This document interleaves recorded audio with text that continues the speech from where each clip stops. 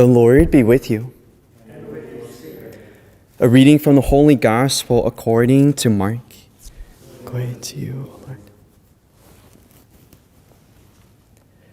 On leaving the synagogue, Jesus entered the house of Simon and Andrew with James and John. Simon's mother-in-law lay sick with a fever. They immediately told him about her. He approached, grasped her hand, and helped her up. Then the fever left her, and she waited on them. When it was evening, after sunset, they brought to him all who were ill or possessed by demons. The whole town was gathered at the door. He cured many who were sick with various diseases, and he drove out many demons, not permitting them to speak because they knew him. Rising very early before dawn, he left and went off to a deserted place where he prayed. Simon and those who were with him pursued him, and on finding him said, "Everyone is looking for you." He told them, "Let us go on to the nearby villages, that I may preach there also. For this purpose have I come." So he went into the synagogues, preaching and driving out demons throughout the whole of Galilee. The Gospel of the Lord.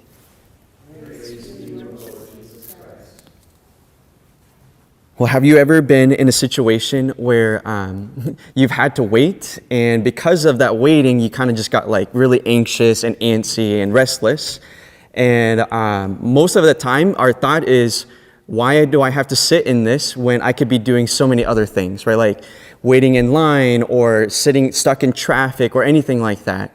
Like I know for me, whenever I'm on the interstate and I see two semis just like next to each other, in my heart, I'm just screaming, no! It's like hope is just closing. I'm like, now I have to be stuck behind these two semis for who knows how long. And the whole reason because of that like anxiousness, I think it comes from this place where we're so focused on doing. Right? We don't want to wait because there's something else that we could be doing rather than be stuck in that place. But our Lord tells us, and he reveals in our readings today, that, and just reminding us that we're human beings, not human doings. And it's when we focus too much on doing, that's when we get restless. That's when we become like Job, who's just so fixated on the day-to-day tasks, where we see that it's so burdensome on his heart. But then when we see like St. Paul or St. Peter's mother-in-law and all these people who come into the presence of God, right, they have this joy. And it's because they're in the presence of God. They sought him out and wanted to just be with him. And when we're with God, everything changes. And so it's just like this invitation for us that just to be able to wait in the ordinary times of our life, but to wait with God.